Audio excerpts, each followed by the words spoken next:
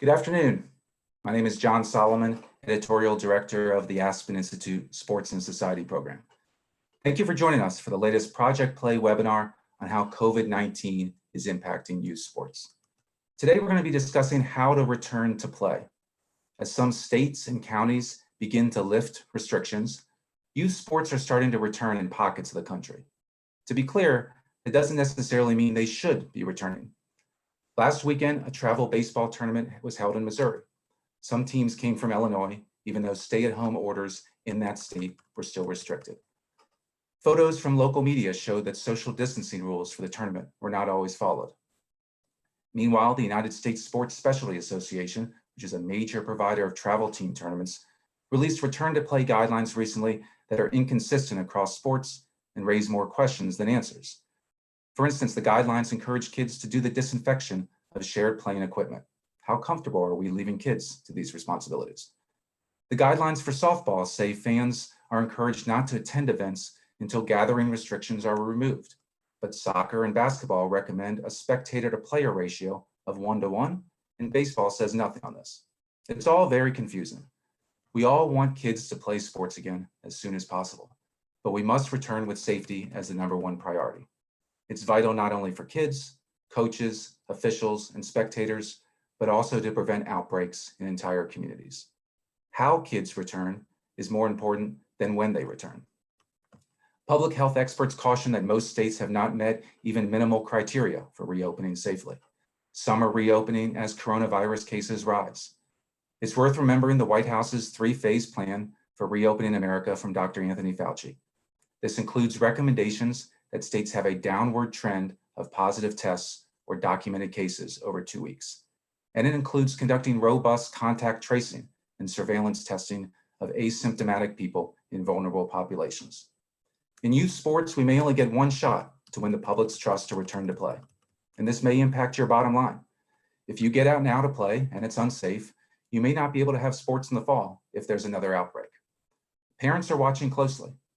50% of youth sports parents say they fear their child will get sick from returning to sports, according to a new survey by North Carolina State University, the Aspen Institute, Utah State University, and George Mason University. African Americans, the racial population hardest hit by COVID-19, are especially concerned about their child's return. You can find more of the survey results on our website at as.pn COVID-19 sports. There is some good news. 7 out of 10 surveyed parents said that once restrictions are lifted, they expect their child to play sports at the same level or higher as before. That still leaves 3 out of 10 expecting their child to play less or still undecided. At Project Play, we think how we return to organized youth sports will be shaped largely by 4 factors: what local and state authorities allow, what leading sport and public health bodies recommend, what liability risks exist, and what parents are willing to accept.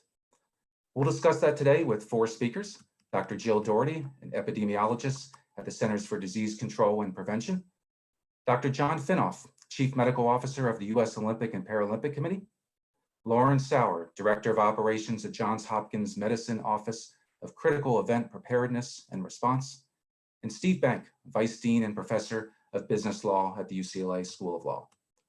A couple quick housekeeping items before we get started. We want you to participate in this conversation as well, and you can do so in 2 ways. There's a chat function. You can click the icon at the bottom of your screen to share some of your thoughts. And my colleague Marty Fox will be hosting that part of the conversation and posting related links. There's also a Q&A button at the bottom of your screen to send questions to panelists. And our panelists will be answering audience questions in the final 15 minutes. We also will email you a summary of the conversation after the webinar, and we hope you share that in a recording of this session on social media with the hashtag Project Play and tag us at @AspenInsSports.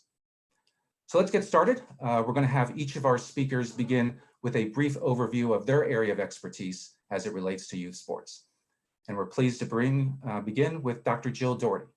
Jill is an epidemiologist who is currently serving on the CDC's COVID-19 Response Task Force.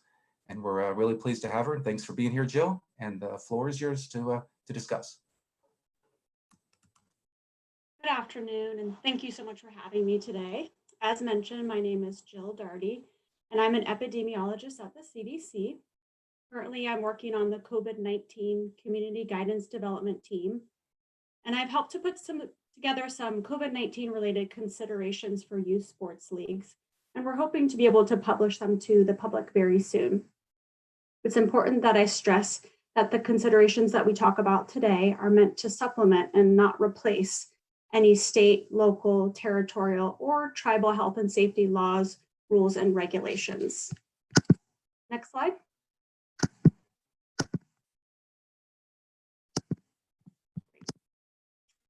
A general principle to follow is the more people a child interacts with and the longer that interaction, the higher the risk of COVID-19 spread. However, if a youth sports league and local jurisdiction determines that they can safely return their children to sports, there are a number of actions that they can take to help lower the risk of COVID-19 exposure and spread during competition and practice. These include considering educating staff and families about when individuals should stay home and when it is safe to return, teaching and reinforcing hand washing, discouraging spitting, and encouraging covering coughs and sneezes, teaching and reinforcing the use of cloth face coverings among coaches, staff, officials, parents, and spectators. Face coverings are not currently recommended for players during practice or competition. They can be used, if feasible, during downtime, such as when coaches are explaining the rules or going over strategy. Supporting healthy hygiene by providing supplies, including soap, hand sanitizer, paper towels, and tissues. And posting signs in highly visible locations that communicate how to stop the spread of COVID-19, how to properly wash hands, and properly wear a cloth face covering. Next slide.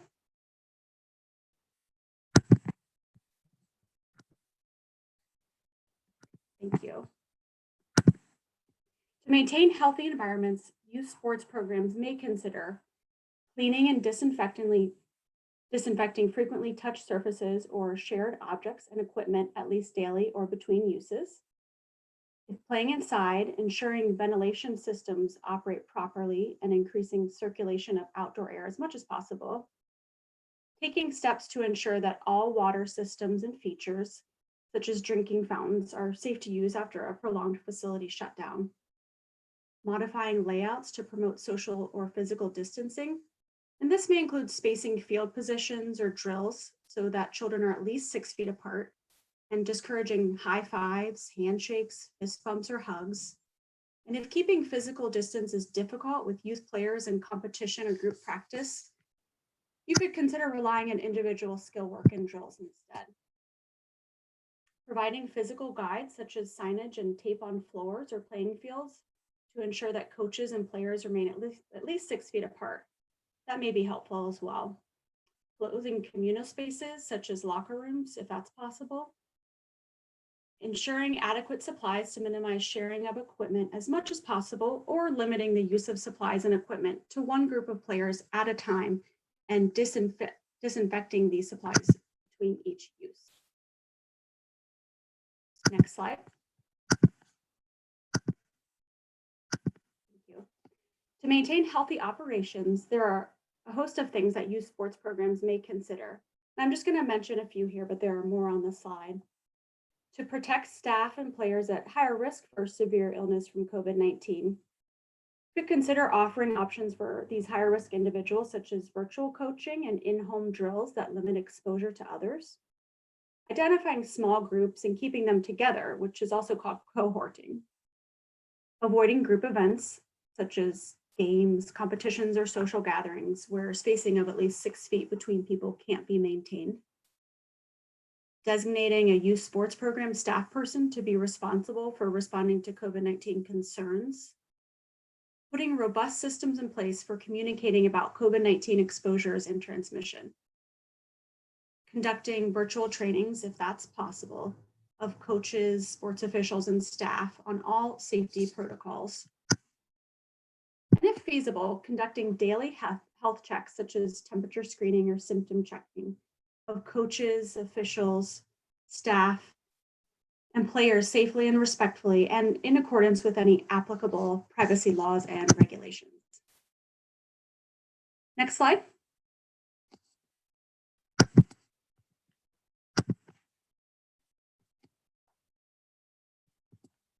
Thank you. Just a few more things.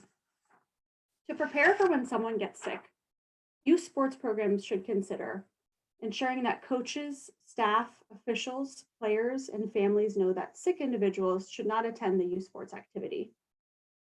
Establishing procedures for safely transporting anyone who is sick to their home or healthcare facility.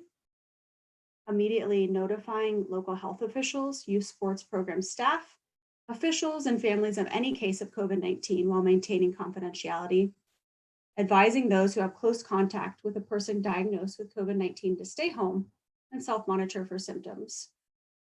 And advising sick individuals of home isolation criteria. Sick coaches, staff members, umpires, and officials or players should not return until they have met CDC's criteria to discontinue home isolation. And finally, closing off areas used by a sick person and not using these areas until after thorough cleaning and disinfecting. Next slide. In sum, there are many things that youth sports programs and organizations can do to help reduce the spread of COVID-19 among their athletes and their families. Thank you.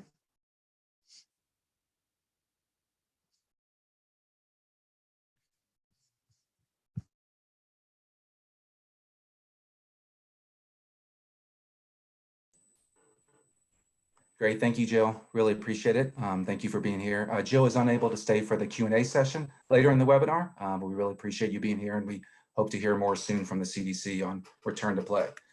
We're now going to turn to Dr. John Finnoff. He is Chief Medical Officer of the U.S. Olympic and Paralympic Committee. A couple of weeks ago, the USOPC provided guidelines for what returning to training and event planning could look like, not only for elite athletes, but for all of youth sports. John, we appreciate you being here. It's all yours. Thank you very much for having me. I'm looking forward to discussing this topic. It's super important for our society, and hopefully we can give you some good clarity around how to return to sports safely. Next slide, please. So just as a disclaimer, this is my opinion. The opinion I'm sharing is not from the USOPC, so I'm not here as a representative of them. I do sit on some medical advisory boards for various companies, and I receive royalties for some books that I've written, but none of that is relevant to the current discussion.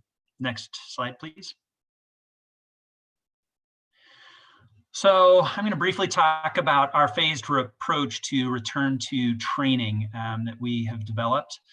So essentially, in phase one, that's where you are in a shelter-in-place environment. The local public health authorities are telling people not to go outside of their homes unless they have a necessary errand they have to run, such as getting food, but otherwise really to stay indoors. And so in that case, athletes should follow those public health guidelines, stay indoors, train indoors, work with their coach virtually. If you live with a roommate who is out, and particularly if they have a high-risk occupation, such as a paramedic going into people's homes or a healthcare worker that's working in a hospital setting that has COVID-19, then make sure that you are keeping your area inside clean. You're creating separation between yourself and the high-risk individual in your environment. But you certainly can train indoors at that time. Phase two is where public health authorities say you can start going outside for non-essential activities, but we don't want you getting into groups. We're not opening up training facilities yet. And so essentially in this case, you can go outside and start doing some training.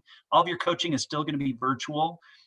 You should try to maintain significant physical distancing or social distancing in public areas. Make sure you're not touching any area where other people may have touched, so don't do pull-ups on a pull-up bar that's in a community setting. And certainly follow good infection control prevention measures, such as wearing facial coverings, using hand sanitizer, and so on, what was just discussed by Jill. Phase three is where local public health authorities say you can train in small groups. but it's not time for training facilities to open. So in this case, when you're in a small group, you want to make sure that you're doing everything you can to make sure other people in your group are not sick.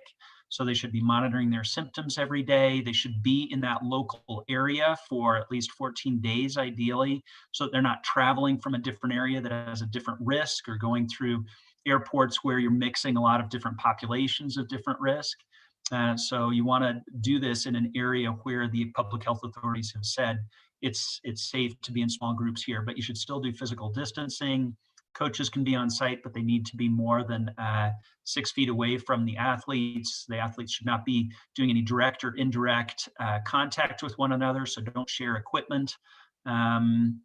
And then in phase 4, it's where you can get into larger groups. Public training facilities have opened, so you can start doing group training, but you should still try to, anytime you can, maintain physical distancing, make sure you're following proper hygiene protocols and so on, because even though the risk is lower at this point, it's still present. And then phase 5 is where you have a vaccine or a cure. And while at that point, you can certainly have larger groups together and there's no specific restrictions, you should still follow infection control procedures. Go to the next slide, please.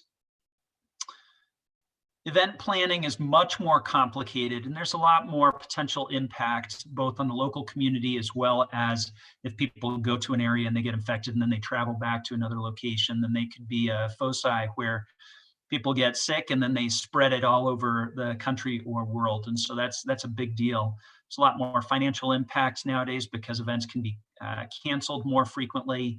You need to make sure that athletes have adequate time to train prior to events so that they don't get hurt in training.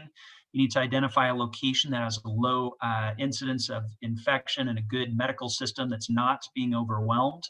You need to work with local public health authorities and the medical system so they know about the events that's coming, and that you're planning a response in case there is an outbreak. You have to have a good communication strategy to be able to follow up with people if somebody is diagnosed with COVID-19 and people have the potential for getting an infection. And then there's a lot of infection mitigation procedures that need to be put in place, such as physical distancing when people are coming in and going out of the arena, setting up specific areas where they can sit and stand to spectate, creating clear separation between the athletes and spectators, and making sure, of course, that your athletes aren't sick so they're not spreading it among each other. So those, you can go to the next slide. That's a brief overview of some of the return to training and event planning that we have put together, and I'm certainly happy to answer further questions. Thank you.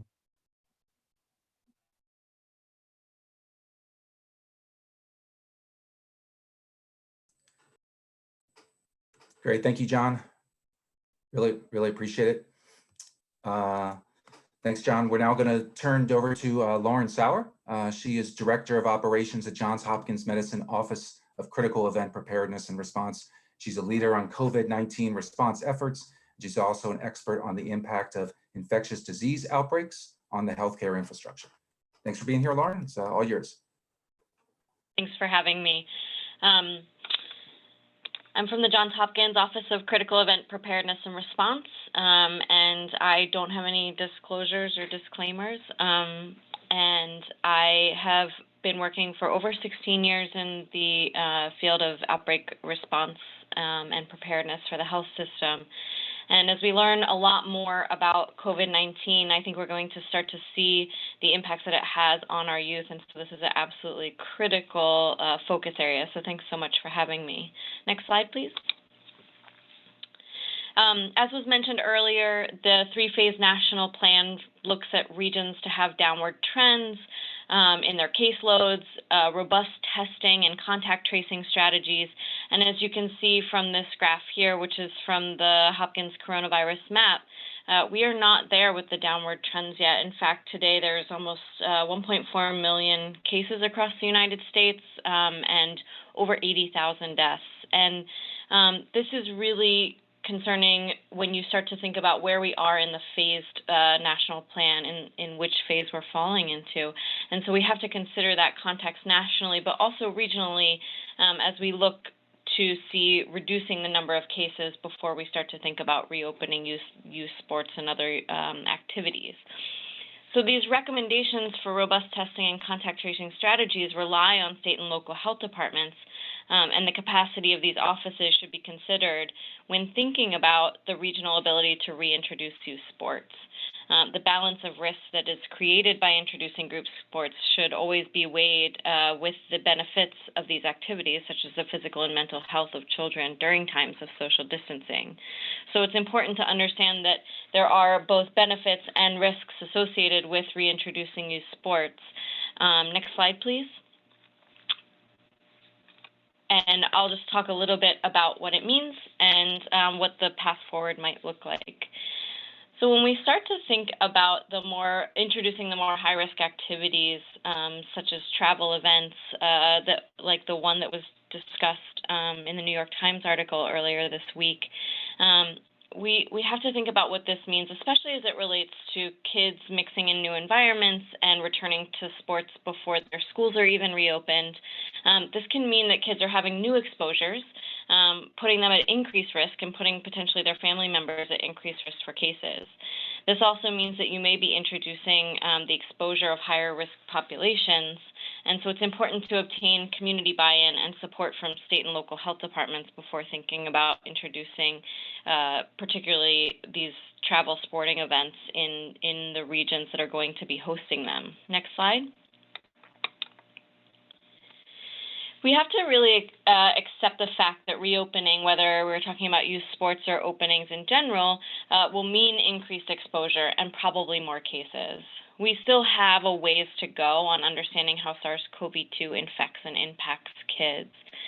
And this means that as the research catches up with the spread of the disease, and particularly how it impacts and spreads across children, and how youth can potentially or potentially not be drivers of infection and transmission, we have to be willing to adapt our best practices and revise our recommendations regularly. This can be challenging within the context of sports and sporting events, and can also be particularly challenging when you're thinking about teaching kids new behaviors. Next slide. So what does a roadmap forward for youth sports look like? The first thing that we can do as individuals and family members is to think about how we're allowing our kids to participate or youth to participate in sporting events, and how we engage at the team level. So monitoring state and local health department notices and forecasts regularly. Health departments are working very hard to share numbers of case counts and identify new hotspots and new high-risk areas. And so using that information to make determinations on where and when we are hosting sporting events, and when and where we're allowing these sporting events to occur. We also have to think about protecting families and children who are at increased risk. There are specific vulnerable populations associated with COVID-19 and SARS-CoV-2 infections. And so understanding who in the youth sporting event is going to be particularly affected, perhaps a child with a vulnerable parent at home, or family members who work in these high-risk environments like healthcare and EMS. They have to be considered about how they will be impacted by potentially being exposed to COVID-19 cases, and also how they will potentially impact their teammates. As was noted earlier, promoting healthy hygiene practices and reinforcing physical distancing strategies are critical, and we have to think about how we educate youth participants about these activities within the context of these new sporting events and this new environment for mixing populations. And then finally, we do have to think about cleaning and disinfecting, improving our cleaning and disinfecting and ventilation procedures for indoor and outdoor sporting events. This is critical because as you saw from some of the recommendations that were discussed earlier, a lot of these new responsibilities may fall on team members, on children, on volunteer coaches, and that workload has to be considered, and the skills associated with how to do that have to be considered when reintroducing sporting events. Finally, I'll just add that I think that we have to consider the impact that these events may have on the state and local health departments.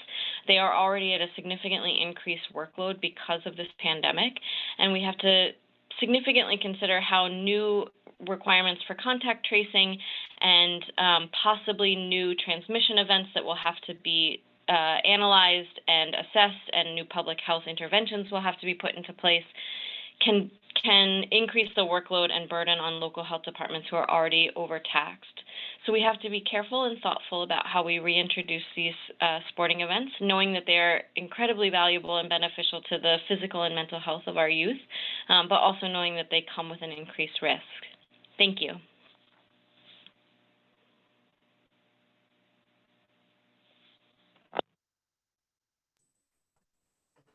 Great, thank you, Lauren. Really appreciate it. Finally, we want to talk about liability when returning to youth sports. And we're pleased to have with us Steve Bank. He's a Vice Dean and Professor of Business Law at UCLA School of Law. And Steve is going to offer some tips about insurance and legal risks. Steve? Thanks, John. So I'm going to talk about a part of this decision which everybody probably feels like it's sort of beyond their thinking right now, which is, what about the liability risks? Obviously, we want to protect people's health. We want to convince parents it's safe to play, but we also need to be careful about the potential risks involved. So I'm going to talk a little bit about the legal side of the equation. This isn't legal advice. I'm not your lawyer, but it is something to consider as part of your return to play decision. Next slide, please.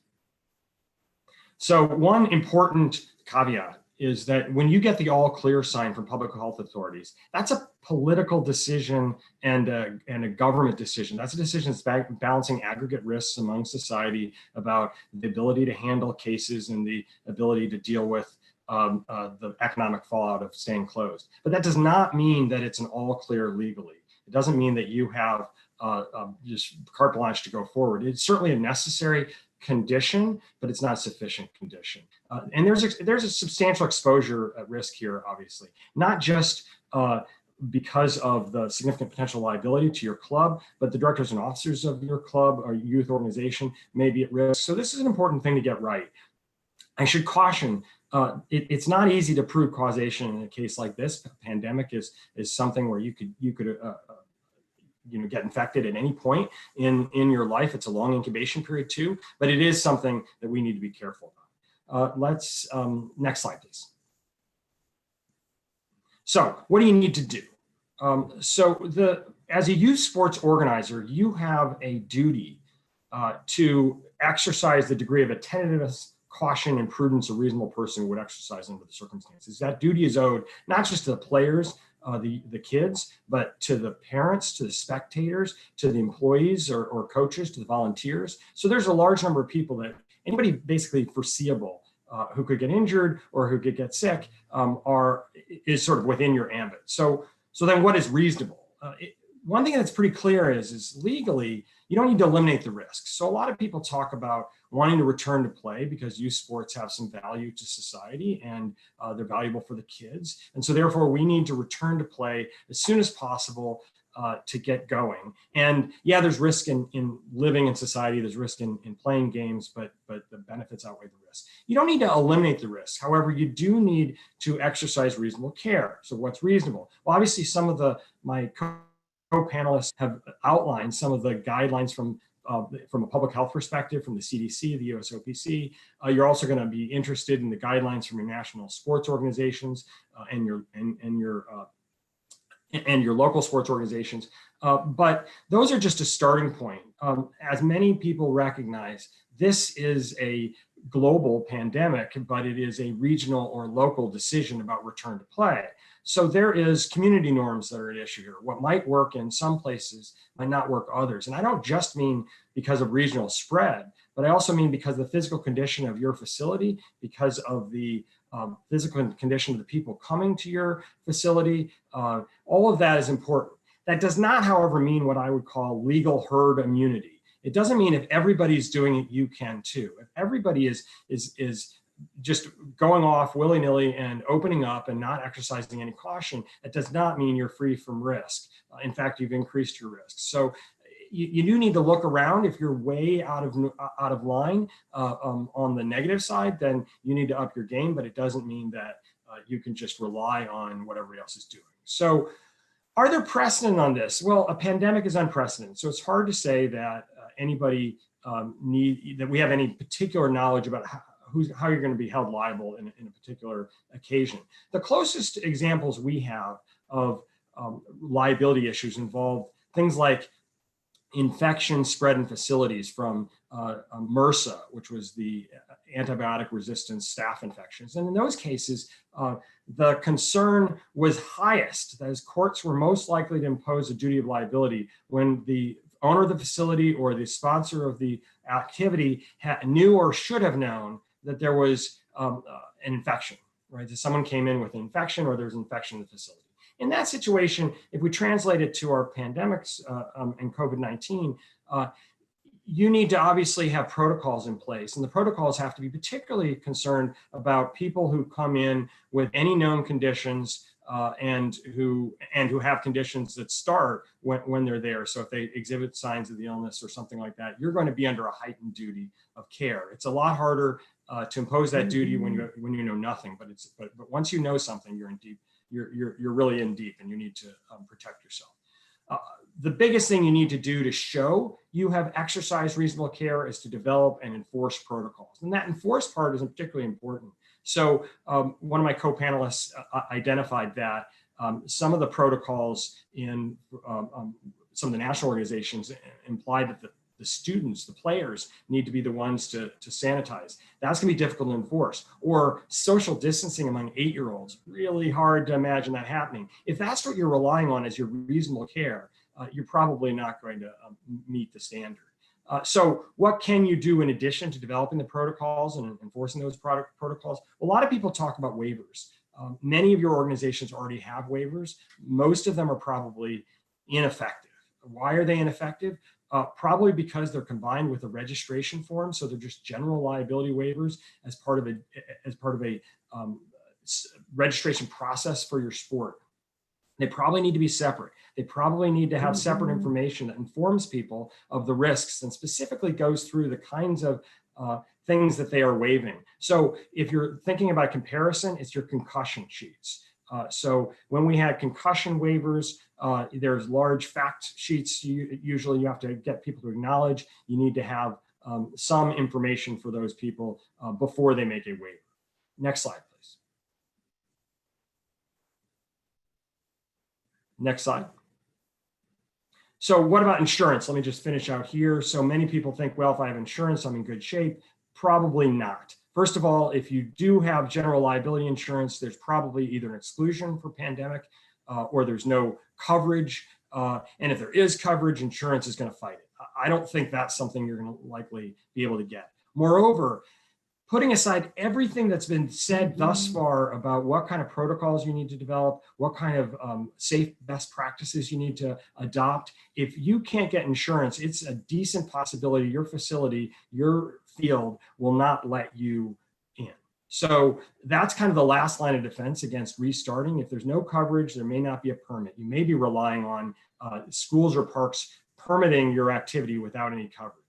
Now, let me state the sort of last ditch defense, which is pandemic covers everybody. And we clearly do not want to bankrupt all of society. So lots of governments are considering the possibility of immunity, just blanket immunity for all businesses engaged in activities as a result of coronavirus. I don't want you to depend on that. Obviously, parents won't view that as a sufficient defense, but most likely there'll be some carve-outs or exclusions for gross negligence, and the failure to observe the protocols is probably going to be evidence of gross negligence. So I would not depend on immunity laws. But in any event, bottom line is you can't mitigate the risk. You can't eliminate the risk entirely, but you can mitigate it, and you should do what you can to do so to satisfy your burdens.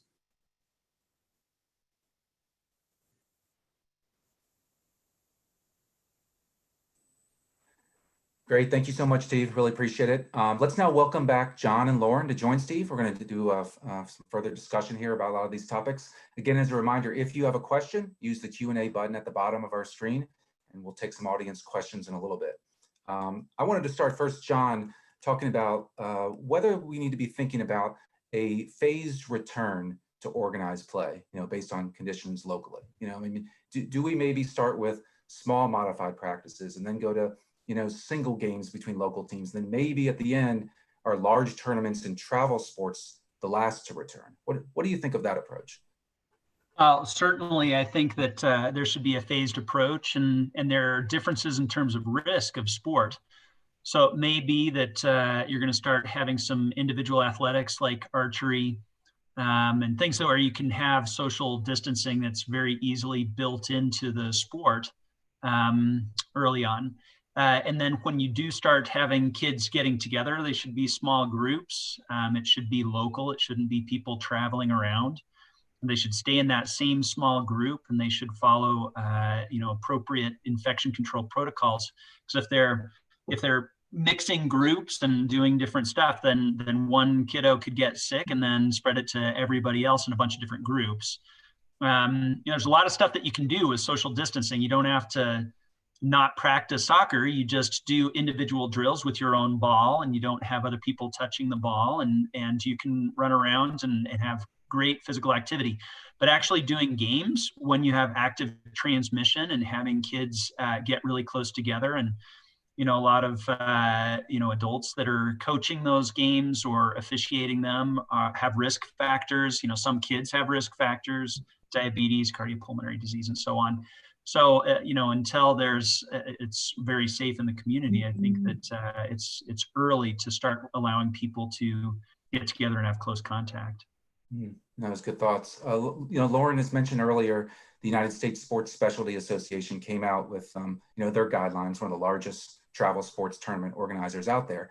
Wondering if you have any takeaways from what they're recommending. Yeah, I think to the point that was just made about phasing in, you can see from those recommendations that a phased approach will be beneficial because it'll give us time to sort of learn how to implement those strategies appropriately. And I have some concerns about the document in that because it is sort of meant to be a broad catch-all document for all youth sports, it has varying degrees of implementability, so to speak. So, some recommendations are very specific, some recommendations are very broad and not really easily teachable or implementable.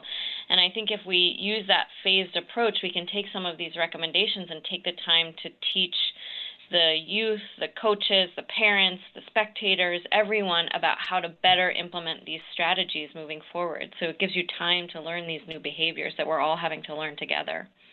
Yeah, Lauren, I think there's a lot of confusion about guidelines. Who should people be following, right? Like what guidelines for return to play? What's your best advice? Who should they be following in terms of both when to return to play and how to return to play? Yeah, I definitely think that people should be listening to local public health authorities. I think the CDC is working to implement really strong evidence-based guidelines in this space. I think there is a little bit of a national strategy sort of missing for how to return not just to sports, but to all public-facing activities. So my recommendation would be definitely state and local authorities, and also individual sports may have guidelines built by their organizations and their supporting networks that'll be really helpful and specific for their own entities, and it will be specific to that event.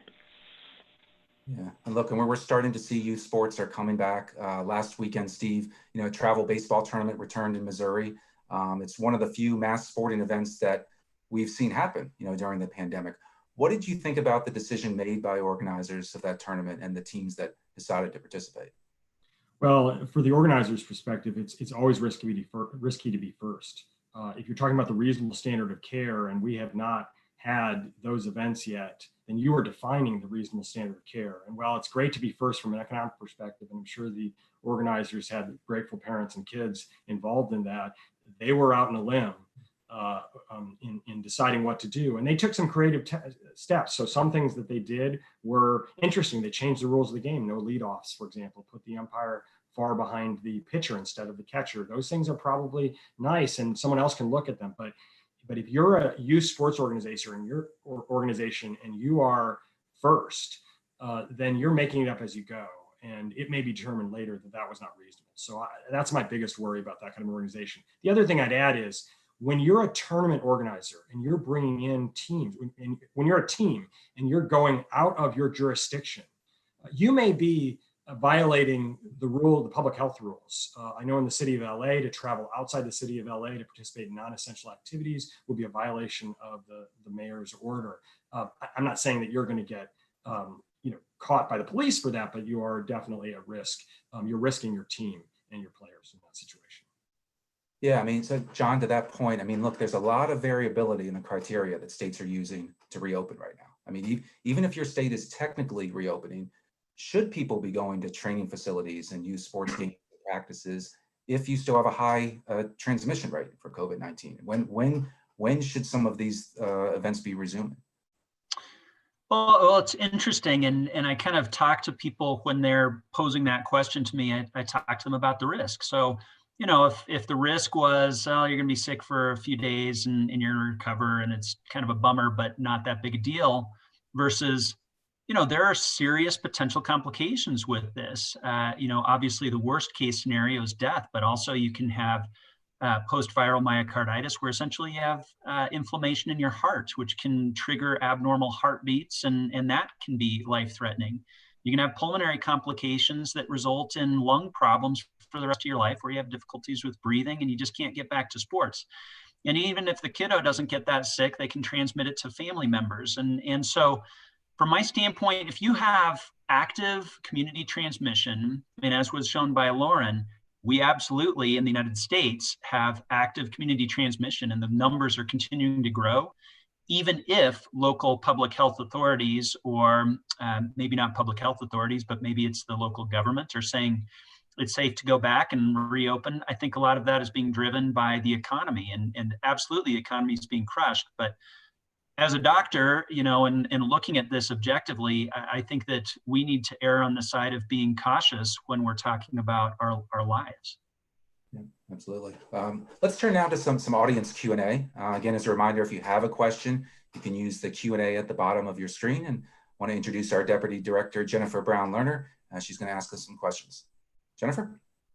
Yeah, thanks, John, and thanks to the whole panel. I have to admit, if my eyes are moving while I'm asking, while some of you are answering the questions, it's simply because I'm continuing to sort through the tremendous volume of questions that are coming in from the audience. And obviously we won't be able to get to all of them, and won't be able to answer specific questions about your program or your circumstance, but we're going to do our best to give you some good information from our fabulous panel of experts.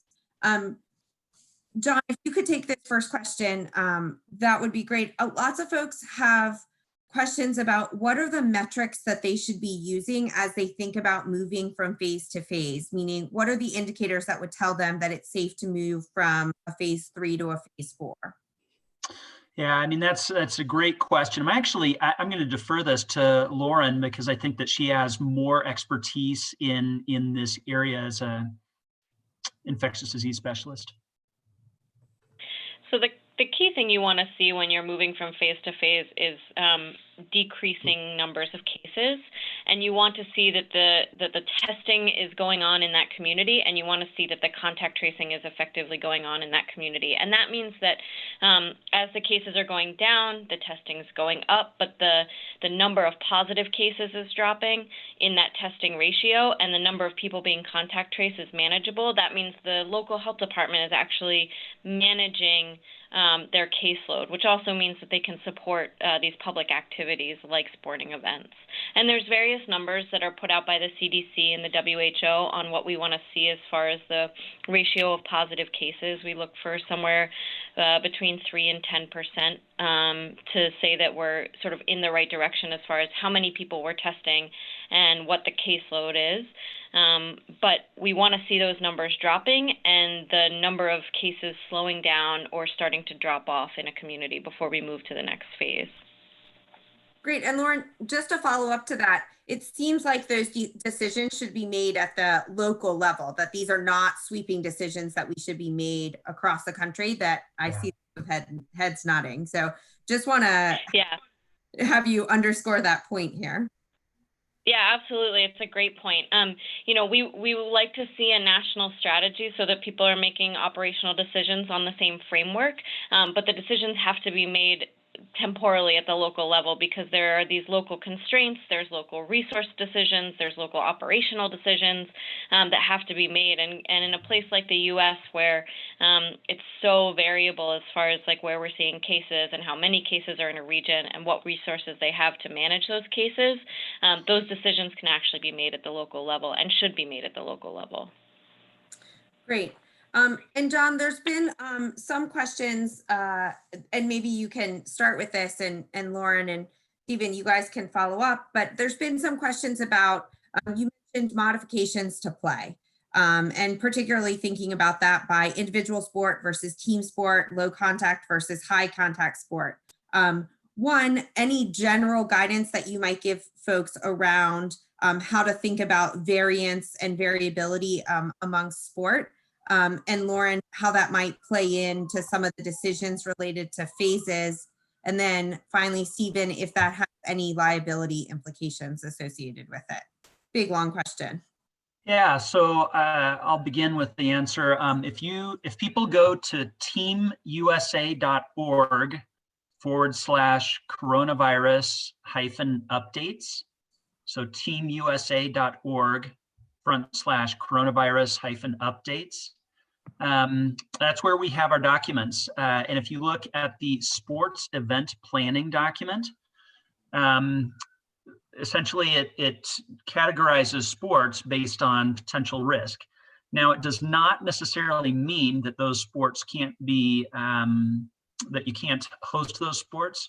But if you're going to have a close, sustained contact with somebody and you're breathing vigorously and you have no protective equipment on and stuff, your likelihood of transmitting infection is very high compared to a sport that just has intermittent close contact, or a sport that has no close contact or is wearing more protective equipment. And so based on that, that helps you decide what is a higher risk sport, and that helps you in those phases when you should be introducing those sports, with the lower risk sports starting out earlier. Now, those sports that have really high resources, we talked about, there was this UFC fight that happened down in Florida, and they essentially quarantined all of the athletes. They tested all of the athletes, and they tried to ensure that that cohort of people were not sick. And so then they could have close, sustained contact with each other without a risk of transmission. That's not going to happen at the community level. But can sports like that happen while there's active transmission occurring in the community? It can. It just depends on what resources are available. Lauren, anything else to add? I'll just add that, I think using that sort of phased reentry is a really valuable tool, both for protecting against injury and teaching new behaviors. The document that John was just mentioning mentions that there are a lot of sports that can be practiced independently. And if we start with those sports and we ensure that people are continuing to train and have healthy athletic behaviors from the safety and privacy of their home, then we can slowly phase in new behaviors that will be needed to safely return to youth sports.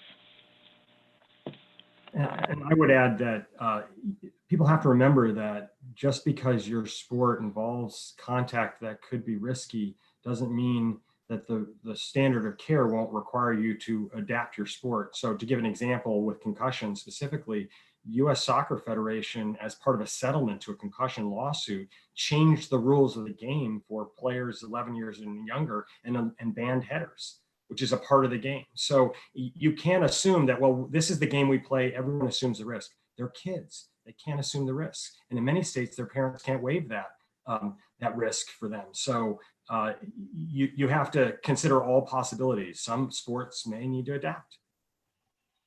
Thanks. And Stephen, this might be a question that's outside of your area of legal expertise, so I understand if you defer on it, but folks have had lots of questions about sharing of health information, meaning if someone in your community on your team tests positive, what are protections for that family, and how can you share that information without facing any legal risk? Yeah, those are tough questions. And just to use an example that John brought up about the UFC event, the UFC has a massive waiver of liability that also includes a waiver of liability for for privacy violations associated with release of information about people's testing positive. So it is an issue. The reality is you're balancing out the HIPAA interests, these are federal protection interests for your health, with the need to do contact tracing. Right? And so that's really what I would say is for an individual organization to have to follow the guidelines of the local public health authorities, because it's unrealistic to expect individual sports clubs, organizations to do contact tracing and the kind of activity you're talking about. So really you're talking about getting the local public health authorities involved and making sure they just don't come back to your facility until they're clear. John, and I saw maybe perhaps you have something to add here. Just on the contact tracing and public health authority piece, I think it is important that to note that teams who are groups who are organizing these sporting events actually aren't delegating, public health authorities aren't delegating the authority to do the contact tracing and some of the public health services. So you have to be really careful when you're planning around how you're going to do some of these follow-up activities to make sure your athletes and your participants are healthy and well.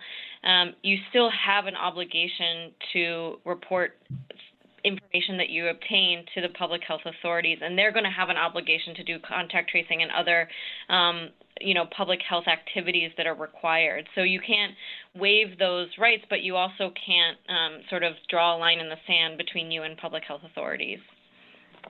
Yeah, the only thing I'll add is just that we want to be good community stewards. And the whole thing is, number one, you try to do the best you can to prevent an infection from happening. But inevitably, infections happen. We can't stop all of them. We can't mitigate every risk. When an infection happens, you have to identify it early, get that person to the appropriate people to be treated.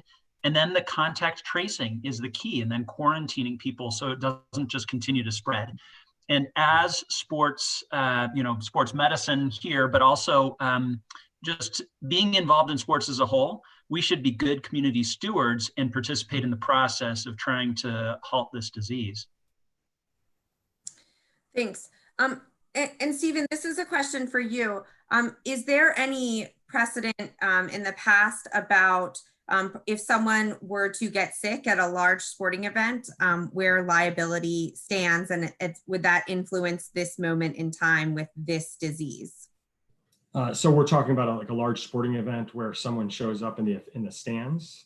Correct. So typically the liability for the youth sports organizer would be having the event that has large numbers of people in the stands that aren't practicing social distancing. We're sort of in uncharted territory as to whether the organizer has to test everybody. If they have thousands of people coming, it's really more that you shouldn't have thousands of people coming into a small area to watch an activity. So I don't know that I've seen good evidence on that, partly because we don't have a lot of, the courts have historically viewed things like the flu as an inherent risk of living in society. And so they don't impose liability if someone spreads the flu. They do if there's something, and this is where we do have cases where concessions have spread foodborne illnesses. And that can be as a result of improper treatment. And I would say youth sports organizers at the very minimum should probably shut down their concession stands during this time. But we don't really have good precedent for someone just walking in, other than you need the systems in place, as to liability beyond that. Great. And John, maybe you could take this question first, and Lauren and Stephen, feel free to weigh in. There's been lots of questions about whether or not you think youth sports might return before college or professional sports, because perhaps you can create a cohort community, a smaller group of folks that just train together, and you can, almost similar to the UFC event that you mentioned, create your bubble of people. Any thoughts on that question? Well, it's a great question. The challenge of professional sports or international sports is the travel and the exposure to a lot of different communities, and the risks are going to be so different for those different communities. And even if you put in a rigorous testing protocol in place, the second you start traveling and go through public transportation and through a hotel lobby and all of that, all bets are off. You could get exposed at any time. Whereas being in your local community, of course, you dramatically reduce that risk. So could youth sports potentially start earlier? Yes, but it has to be in the right community, and it has to be the right sports, and it has to be done in a very thoughtful manner to mitigate the risk to those athletes. Yeah, I agree. I think that I think it's very likely that youth sports will return before national level sports. I think youth sports are inherently more adaptable in the way that they can change rules and regulations of the game, how they can have regionality to where they can be conducted, and how they can quickly pause and restart activities. I think the travel game issue is going to be a huge challenge for youth sports, and that will be dependent on the sporting type and how players interact. But I think that the adaptability and the flexibility of how youth sports are sort of implemented, so to speak, actually works to its benefit in a way that national and college level sporting won't have as quickly. And I'll just add on the college level, one of the troubles, since I am a member of college, one of the problems they're dealing with is dorms. So if you have to put everyone in dorms, and in UCLA they're typically in triples in what might be a closet space. So these are really close quarters, difficult to imagine. And so that's a particularly difficult problem. And then I think it's more of a political problem than anything else. How do you tell the rest of the university students, stay home, it's not safe for you, but it's okay for the football players to come back? So that's a problem that universities are grappling with and that actually schools don't, the students in sort of elementary school, you don't have to deal with, they're not gonna live with each other. Yeah, really important point. Lauren, there's been a lot of questions that have come in about maybe explaining how contact tracing works. And so whose responsibility it would be to alert someone that they've had an exposure to someone that's been tested positive. Does that responsibility fall to the youth sports organizer, or would that fall to the local public health authorities? Yeah, it's kind of a mix of both. So the public health authorities have to be notified when they find a new case. And the challenging thing about youth sports is that when we're talking about kids, we don't have a good sense of how they experience COVID infection broadly. So we have these cases that make their way to the hospital and the emergency departments, or they're getting tested because they're having minor surgical procedures, and we're seeing that they have cases. But the sort of way kids experience COVID-19 seems to be much more mild illness. And so finding these cases and figuring out where they come from